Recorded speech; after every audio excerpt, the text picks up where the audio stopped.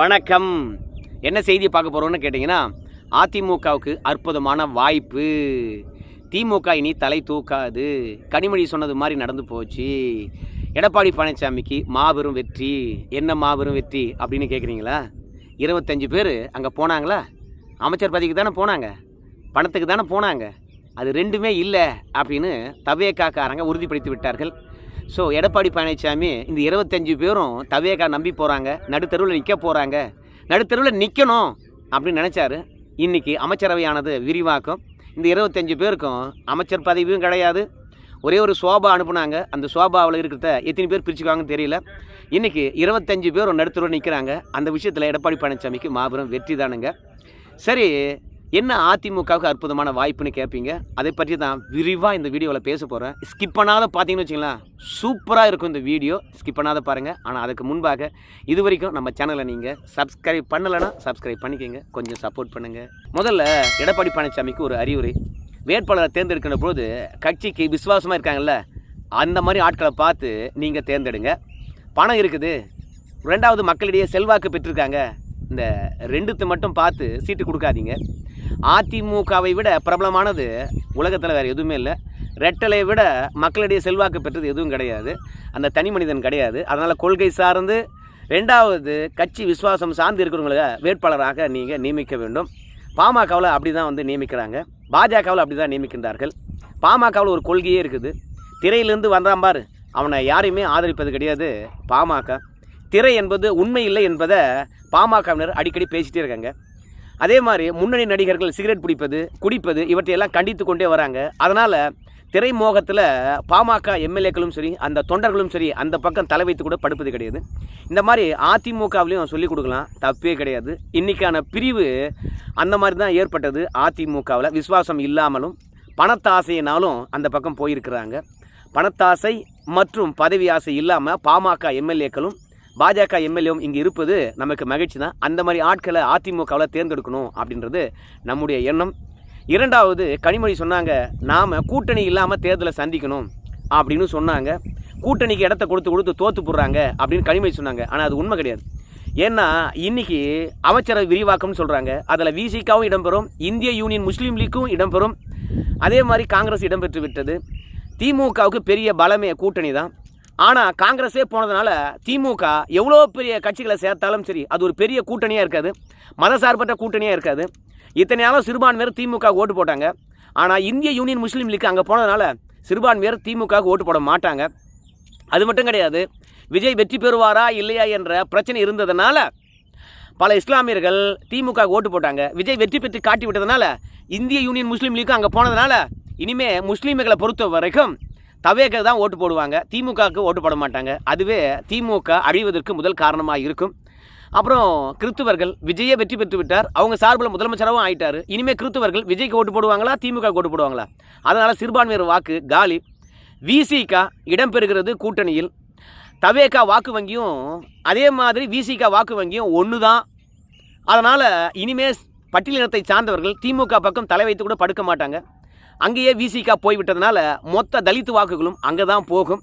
வட மாவட்டங்களை நீங்கள் கூர்ந்து கவனிச்சிங்கன்னா நல்லா தெரியும். நாகப்பட்டினத்தில் இருந்து அந்த பக்கம் ஓசூர், கிருஷ்ணகிரி வரைக்கும் நீங்கள் எல்லாம் ஒரு பேட்டர்னை பார்த்துருப்பீங்க. ஒட்டுமொத்த வன்னியர்களும் அதிமுக கூட்டணிக்கு தான் ஓட்டு போட்டிருப்பாங்க, பாமகவுக்கு தான் ஓட்டு போட்டிருப்பாங்க. திரை கவர்ச்சி காரணமாக விஜய்க்கு ஓட்டு போட்டிருக்க மாட்டாங்க. அதனால் இந்த வன்னியர் பெல்ட்டு, அதே மாதிரி கொங்கு பெல்ட்டு எல்லாமே மேக்சிமம் அதிமுக கூட்டணிக்கு ஓட்டு போட்டிருக்காங்க. அவங்க இன்னும் திரைமோகத்தில் ஆட்படலை. இந்த வாக்கு வங்கியை அதிமுக அப்படியே தக்க வைத்து கொள்ள வேண்டும். ஏன்னா இந்த கொங்கு மண்டலம், ரெண்டாவது வடக்கு மண்டலம், இவை இரண்டும் திமுகவுக்கும் ஓட்டு போடல, தவேகாவும் ஓட்டு போடல, அதிமுக மற்றும் பாமக கூட்டணிக்கு ஓட்டு போட்டிருக்காங்க. அதனால் திரைக்கவர்ச்சி இன்னும் வன்னியர்களிடத்திலும் சரி, கொங்கு வெள்ளாளர் இடத்திலும் சரி பெருசாக இம்பேக்ட் ஏற்படுத்தலை. ஆனால் பட்டியல் இனத்தவர் திமுக கிட்டினாலும் ஓட்டு போட்டிருந்தாங்க, அது தவேகாவுக்கு போயாச்சு. அதனால் இனிமேல் திமுக எழுந்து வர வாய்ப்பே இல்லை. அதனுடைய பிரதான வாக்கு வங்கி அத்தனையுமே தவேகா பக்கம் நகர்ந்து விட்டது. திமுக இன்றைக்கி தனித்து நிற்குது. தேமுதிக தவிர வேறு யார் இருக்கிறாங்க திமுக பின்னாடி சொல்லுங்க பார்க்கலாம். தேமுதிகக்கு எவ்வளோ வாக்கு வங்கி என்று நல்லா தெரியும். 0.4% தான். 10 பேர் நின்று ஒருத்தர் தான் ஜெயித்தாங்க. அதனால் பெரிய மக்கள் செல்வாக்கெலாம் கிடையாது. துரத்தி விட்டா கூட ஈகோ காரணமாக அவங்க தவேகா பக்கம் போக மாட்டாங்க. அதனால் திமுக களத்தில் இன்றைக்கி விழுந்து போயிருக்குது. தெரிந்தோ தெரியாமலையோ ஆதவ அர்ஜுனா வந்து எடப்பாடி பழனிசாமி தான் எங்களுடைய பிரதான எதிரி மாதிரி சித்தரிக்கின்றார். ரொம்ப நல்ல விஷயம். அதே மாதிரி எடப்பாடி பழனிசாமி தவேகா தூய சக்தியா குதிரை பேரத்தில் ஈடுபட்டிருக்காங்க. சோபா எதற்காக நம்முடைய சிவி சண்முகத்தினுடைய ஆஃபீஸுக்கு போச்சு, விசிக ஆஃபீஸுக்கு ஏன் போச்சு? இன்றைக்கி ஊடகம் இதை பேசாது, அதிமுக உடஞ்சி போனதை பற்றி தான் பேசுவாங்க. ஆனால் அதிமுகவினரை பொறுத்த வரைக்கும் இந்த சோபா பற்றி பேசலாம். இனிமே திமுக இருக்கிறவங்க அத்தனை பேரும் சோர்ந்து தான் போயிடுவான். ஏன்னா கூட்டணி கிடையாது. கூட்டணி இல்லாமல் அவன் தேர்தலை சந்தித்ததே கிடையாது. ஆனால் திமுக பொறுத்த வரைக்கும் இன்றைக்கி முயற்சி பண்ணுவாங்க. ஏன்னா விஜயம் தனித்து நின்றுட்டார். ஜெயலலிதா அவர்களும் 2014, 2016 இந்த 2 முறையும் தனித்து நின்றுட்டாங்க. அதிமுக கூட 2024 நாடாளுமன்ற தேர்தலில் மேக்சிமம் தனித்து நின்று இருக்கிறது. அதனால் அவங்களாம் தனித்து நிற்கும்போது நாம் ஏன் தனித்து நிற்கக்கூடாது அப்படின்ற எண்ணம் திமுகவுக்கு வரும். ஆனால் தனித்து நின்று அரசியல் களத்தில் வேலை செய்யாத திமுக தொண்டரும் நிர்வாகியும் இன்றைக்கி சோர்ந்து போயிருக்கான். எந்த தேர்தலுக்கும் செலவு பண்ணாத அளவுக்கு பயங்கரமாக செலவு பண்ணிவிட்டாங்க திமுக காரங்க. அதனால் கையில் இருக்கின்ற காசும் அவுட்டு. இப்போ எடப்பாடி பழனிசாமியை பொறுத்த வரைக்கும் கூட்டணி கட்சிகளை கூப்பிடணும். நீங்கள் வந்து என்னை சந்திக்கிறீங்களா, நான் அங்கே வரட்டுமா அப்படின்னு கேட்டாங்கன்னா நிச்சயமாக எடப்பாடி பழனிசாமியை நாங்கள் வந்து சந்திக்கிறோம் அப்படின்னு சொல்லிட்டு பாமகவிலும் சரி பாஜகவும் வந்து சந்திப்பாங்க.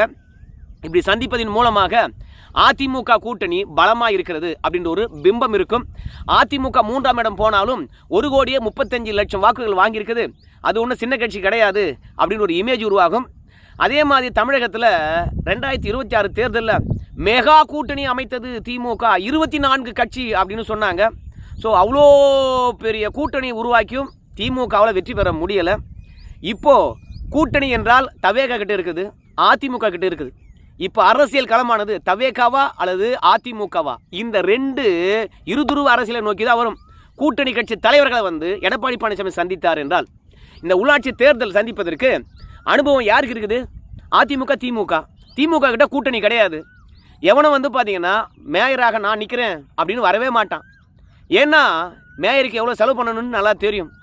அதனால் திமுக பொறுத்த வரைக்கும் உள்ளாட்சி தேர்தலில் கூட்டணி இல்லாமல் சோபிக்காது. அதே மாதிரி கொங்கு மண்டலமும் சரி வடக்கு மண்டலமும் சரி அதிமுகவுக்கு இன்றைக்கும் பெரிய வாக்கு வங்கியாக இருக்கிறது. கூட்டணி தலைவர்களை ஒன்று சேர்த்தால் இந்த உள்ளாட்சி தேர்தலே வந்து பல மாநகராட்சியை அனுபவம் இல்லாமல் தேர்தலை சந்தித்து வெற்றி பெற்றிருக்கக்கூடிய தாவேகா கிட்ட இருந்து அதிமுக கைப்பற்றலாம். அதனால் கூட்டணி கட்சி தலைவர்கள் வரிசையாக எடப்பாடி பழனிசாமியை சந்திக்க வைக்கணும், இல்லை எடப்பாடி பழனிசாமி அழைக்கணும். அதன் மூலமாக எடப்பாடி பழனிசாமி பெரிய ஆளுமையாக நிரூபிக்கப்படுவார். கட்சி உடைந்ததை பற்றி தான் ஊடகம் பேசும். ஆனால் சமூக வலைதளத்தில் இந்த தாவேகாவுடைய பிம்பம் ஒட்டுமொத்தமாக உடஞ்சி போயிருக்கிறது. தாவேகா பெண் நிர்வாகி தென்காசி மருத்துவமனையில் போய் ஆய்வு செய்ததும், 2வது சட்டமன்ற உறுப்பினர்கள் என்ற போர்வில் எல்லா அரசு ஊழியர்கிட்டையும் போய் தொல்லை செய்வதும், அதே மாதிரி தாவேகா எம்எல்ஏக்களுடைய கல்வி தகுதி போலி என்று காரி துப்புவதும், இன்றைக்கும் டாஸ்மார்க்கில் 10 ரூபாய் வாங்குறதும், இன்றைக்கும் சட்டம் ஒழுங்கு சந்தி சிரிப்பதும் 10 நாளில் தவேகாவுக்கு பெரிய எதிர்ப்பு கிளம்பி இருக்கிறது. திமுக காரன் என்னடா அது நம்ம கூட்டணி கட்சியும் இழுத்து போயிட்டான், 2வது நம்முடைய வெற்றியும் பறித்து விட்டான், இவனை விடக்கூடாது, சோஷியல் மீடியா மூலம் தான் வெற்றி பெற்றாங்க அப்படின்னு சொல்லிட்டு திமுக காரன் இந்த தவேகாவை எக்ஸ்போஸ் பண்ணிட்டு இருக்கான். சும்மா போட்டு பொழக்கிறான் எல்லா மூலையிலும். அதனால் இந்த திமுக காரன் சமூக வலைத்தளத்தில் இந்த தவேகா போட்டு அடின்னு அடிப்பது தவேகா காரங்களால் தாங்கவே முடியல. ஒவ்வொரு தவேகா எம்எல்ஏவும் தவேகா நிர்வாகியும் சமூக வலைத்தளத்திலும் சரி மெயின்ஸ்ட்ரீம் மீடியாவிலும் சரி விளக்கமளித்து கொண்டு தான் இருக்காங்க.